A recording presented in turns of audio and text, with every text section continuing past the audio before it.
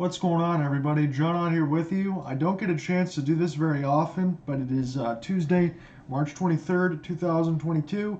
This is going to be a live from after Red Wings game night. This is a Philadelphia Flyers and Detroit Red Wings recap here. I was at the game. It was my birthday yesterday on the 22nd, so I get a chance to enjoy it on Tuesday. So I was able to take my mom, my cousin Annette, and my fiance Lauren, which was nice. My aunt and uncle were really cool to be able to get some sweet tickets and be able to experience that. So I want to talk about that, and I want to talk about the game as well. So Little Caesars Arena, it's only the second time that I've been to the arena that we're supposed to be going to at the Red Wings games, and I think that's going to be happening a lot more as the team continues to progress and get better. But it's really wonderful. I have a chance there with some of the club seats to be able to go in there and get like free food and drink and things like that.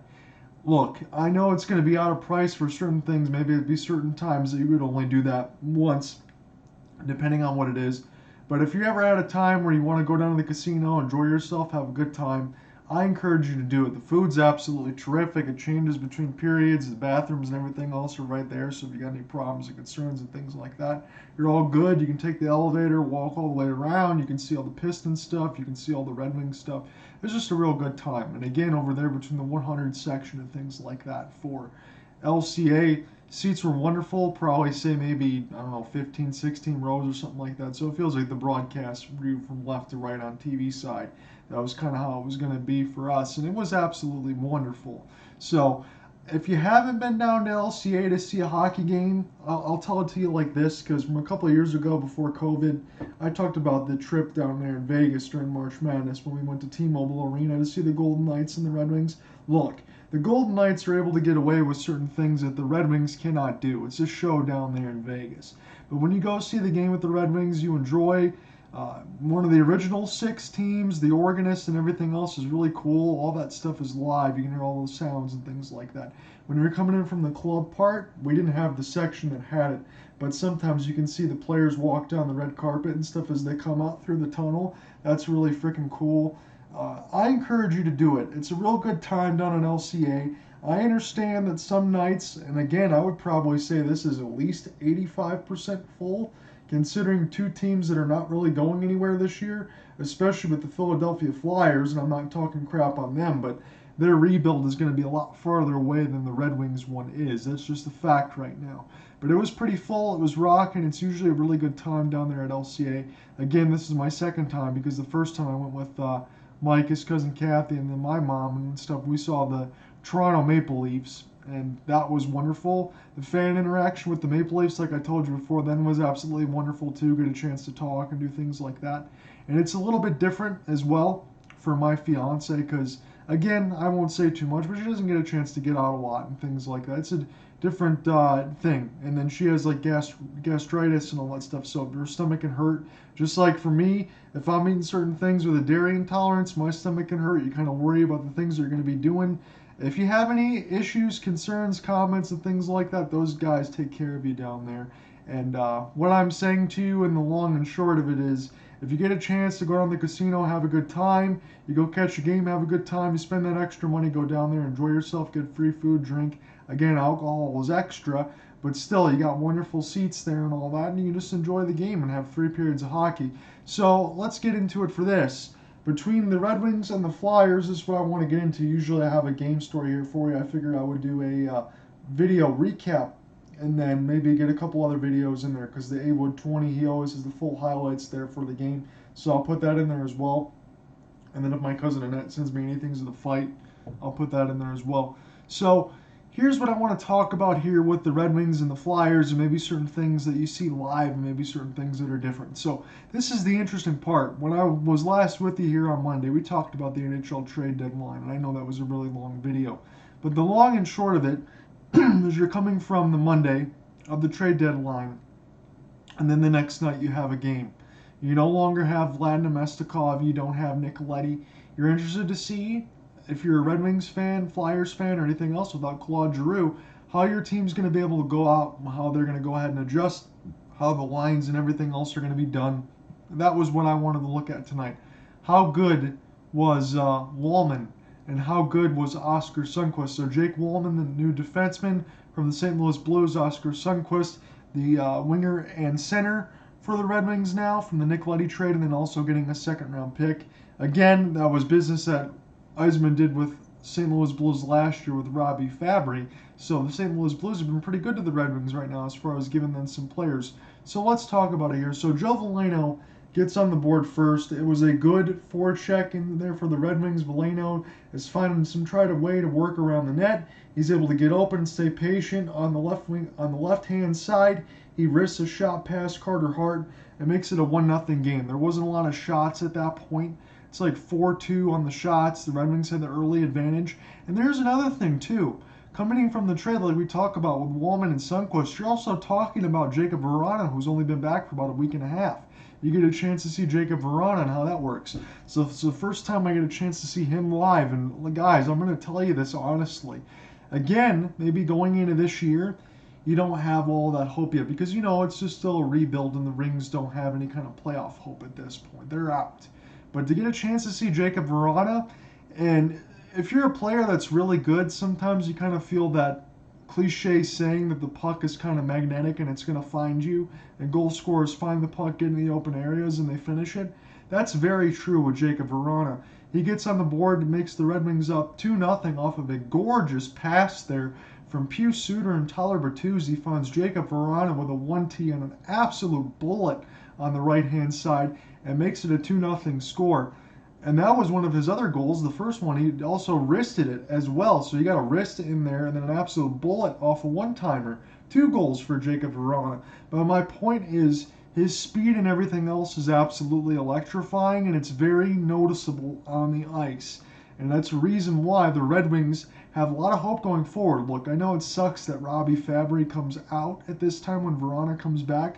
Hopefully Fabry at this time, and it's March 23rd right now, hopefully sometime in mid-March, Fabry will be back for next year, and we'll see what happens, because I know he just signed that extension not too long ago for 4 years, and I think it was a cap-friendly deal, but it's one of those reasons why St. Louis Blues got rid of Fabry because of the injuries, and hopefully he can get away from all that stuff, and hopefully Vrana as well can, because, man, he was great tonight.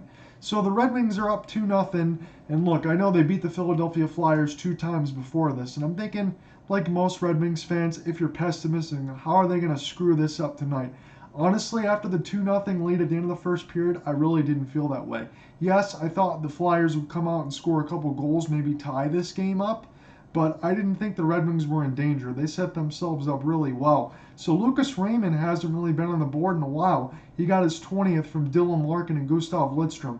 It was interesting how Jeff Blashill was able to mix up the lines because you bring in Wallman, you put Lidstrom back in there because Letty's not there, and it looks pretty good. The lines were able to get really well.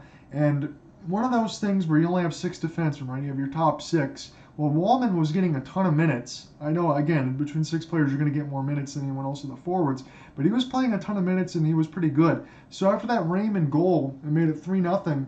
Wallman comes in off of the rush and just gives a huge clapper right to Carter Hart. And he had a few of those shots, about 3 or 4 of those in the game where he just didn't hesitate to either let it go from the blue line or right off the rush. He loves his shot. He loves the physicality. I really dig that. That's one of those things, along with Mo Seider, that if you have the physicality and you have the shot and the ability to be able to skate, I love that. So another thing for Moritz Seider in this game, I get a chance to actually see, and again, this might sound cliche, but when you see it live and see it in person, then you realize just how big Moritz Seider is, honestly. Just how big he is and just how well he can skate. There was a spot where he was in his own end, I think, with Philip Hronek, his defensive partner at the time. Sometimes he was switching with Stahl and Hronek. It could have been Hronek on the ice at the time. But Seider had the puck in his own defensive zone. He was a little bit enough away from Nedeljkovic on the left side. Flyer comes right at him. He backhands it away from the stick. They're able to get that away. And then makes 2 other guys miss as he skates forward and then drops a pass. It's absolutely freaking unreal. The stuff this guy can do with the puck and his confidence that he has. Again, there was a couple hits where Seider had to fall right on his wallet, but there was also a reverse hit where Seider also knocked someone down pretty hard. And it's really good to see. The fact that he can skate, he's not hesitant to be able to make a play, make a good pass. He always seems to be very smart with the puck, Moritz Seider.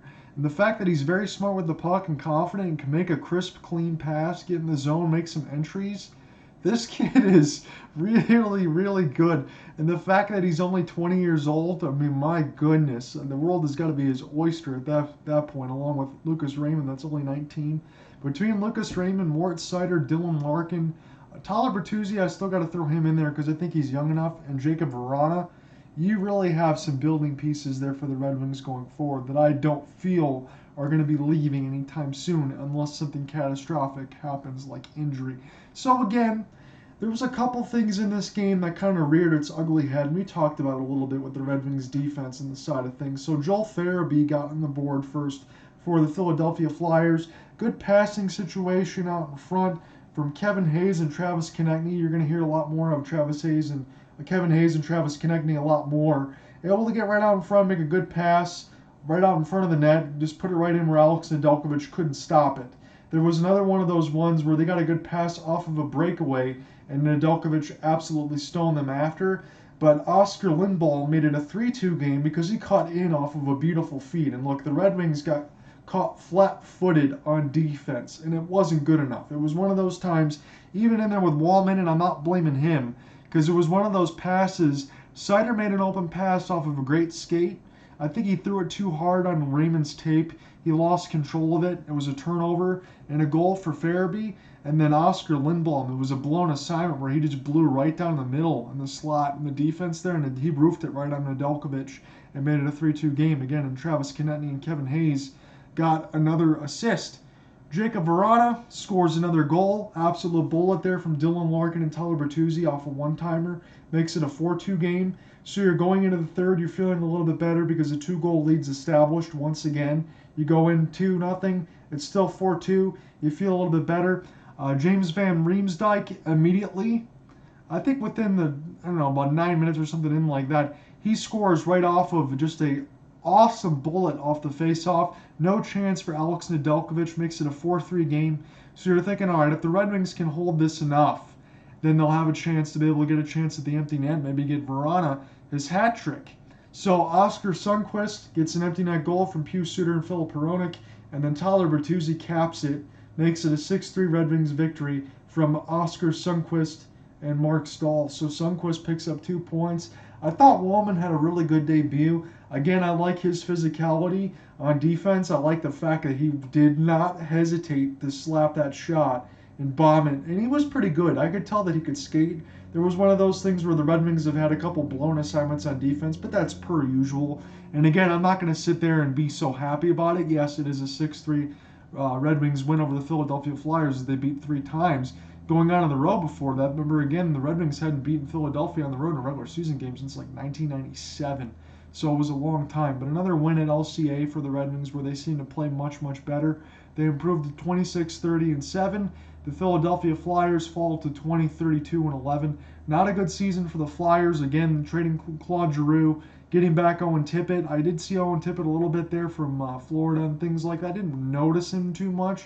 Joel Farabee in that line with JVR and Oscar Lindblom. Again, Lindblom is their best guy that they have left because Derek Brassard's now gone to Edmonton and Claude Giroux is out there. So it's pretty much Oscar Lindblom and JVR left for Philadelphia right now. And Carter Hart hasn't had the best season, but I think he's probably still the goalie that they want to go to for the time being and for probably the next 3-4 years, I would imagine. So not a lot of penalties in this game. So Giovanni Smith in the first period got a 2-minute for slashing on Ivan Provorov, the defenseman. That was killed. Nothing called in the second period, so it was pretty clean there. Or you can say the refs don't call anything, but honestly, being at the game, I couldn't tell you that there was too many things that were or were not called. What I did notice at LCA was, I don't know what was wrong with the ice surface, but a lot of guys were blowing a tire and slamming themselves into the boards, including Dylan Larkin, who went back into the room for about a couple minutes just to make sure. I don't know if it was a skate blade or anything else like that, but he felt pretty hard on his back going into the boards. But he wasn't any worse for wear. He came back out, and he's a freaking skating demon. So Giovanni Smith and Zach McEwen went at it a couple times in this game. I will say Zach McEwen probably got the better of Giovanni Smith. On the first fight, it really wasn't fair because McEwen came out right off the draw, boom, boom, boom. Smith didn't even have a chance to get his glove off. But Smith, at the end of it, he yanked at McEwen's gold chain, which kind of pissed him off a little bit, which was kind of funny. And then right after Bertuzzi made it a 6-3 Wings lead, they got a fight within the last minute. Giovanni Smith, again, he might have lost that one to Zach McEwen. Zach McEwen's a tough kid from what I've seen right now. He can definitely throw it down. He just throws a lot of fists. He throws them fast without any regard for human life, and you kind of like that. Anyone else that tells you that fighting is no longer needed in the NHL, they don't know jack about anything. I'm going to tell you that honestly, because it fires up the crowd, it fires up the fans. Everybody enjoyed the game. I mean, there's 9 goals in the game and 2 fights, and especially on the second one, Giovanni Smith got a little bit of a taste to give him some leather to Zach McEwen there, and it was a hell of a game, and it was a lot of fun. And it wasn't just because the Red Wings won. You were able to see a little bit of everything, and then what I liked, like I said, I told you, be able to get all the food and drink you want at the club there, which was really nice. The seats are wonderful in the 100 section, about 15 rows. Nice food, nice everything changes over, food, drink, all that. Game was wonderful. Again, 9 goals on both sides, and then getting a chance to see new additions there. I know Owen Tippett on the other side for the Philadelphia Flyers, but Oscar Sundqvist and Wallman on the other side for the Red Wings on defense. Jake Wallman, he's definitely got a nice shot, so I'm really looking forward to, because Sundqvist, I believe he's signed for another year at a reasonable term, about $3 million, and then Wallman is going to be a free agent at the end of the year. I don't see any reason at this point. Again, I know it's just one game, but I want to just give you my honest opinion from being there. I don't see any reason he's not a Red Wing coming into next season again. I like that physicality. He's going to pair well with Moritz Seider as far as being able to bring the pain when you need to and shoot that clapper when you need to. And again, no hesitancy. The only thing I guess I will say, and I know we've done a lot of broadcasts together. If you check some of the stuff on the site at hopelesssportsguy.wordpress.com, again, I know not much of a name. Maybe I can paint up my own name in it. But if you check some of that stuff at the broadcast, I make mention of it. You watch a lot of hockey games, as do I, and you see a lot of dumps into the corner and things like that, and line changes and stuff like that. That happens a lot. I guess for my liking, especially in that second period, I would have liked to have seen the Red Wings kind of skate this one in a little more, use their defense to be able to move the puck around, and then use the forwards to try to get in rather than be so content to dump it all the time, especially in that second period. But that might just change a little bit when you get better personnel in here to be able to do the things that you want to do and have each individual line, because the way that we've seen it within the last couple of years, again, I know no Robbie Fabry right now, but you have Dylan Larkin, Tyler Bertuzzi, Jacob Verana, Moritz Seider, and you could probably even throw in Wallman there, Osterley, Mark Stahl, someone else in there, Philip Hronek, whatever other defense you want in, but that's pretty much your main guys right there that you would feel comfortable be able to do everything else with the puck. Everyone else kind of goes in there and has to try to muck it up a little bit. That's no disrespect to anybody else, but even Lucas Raymond's still trying to get his feet wet. Moritz Seider is just a freaking demon. I mean, he's doing things that you shouldn't be able to do at this point in his age. But that's what I would like to see change a little bit. I think as the personnel changes and we get some of these other guys coming in, whether it be Simone Edvinsson on defense or Wallander or some of these other forwards that we have coming in there, we'll see what happens with Steve Yzerman. I didn't think too much of the trade deadline as far as what we got for it, because again, the Vlad Nemestikov, the Dallas Stars, that 4th rounder isn't even going to be for this year. It's only a couple of years down the road. But we'll take that 2nd rounder. We'll see what Wallman and Sundqvist can do. They were excellent tonight. And the Red Wings played a good game. I'd like to still see them shore up some things on defense. And if that personnel changes going forward, we'll see what ends up happening as far as being able to move the puck a little bit better, and obviously playing better for Alex Nedeljkovic, because you can't save everything, especially when it's always constant breakaways. I thought he played well tonight, all things considering, making 30 saves as well as he got the win. Carter Hart stopped 25 shots in the loss. But that's going to do it for me tonight. I'll get this video up there with the complete recap and highlights, and if I get any other videos, I'll add them. I appreciate it, guys. As always, have a good one. Peace out.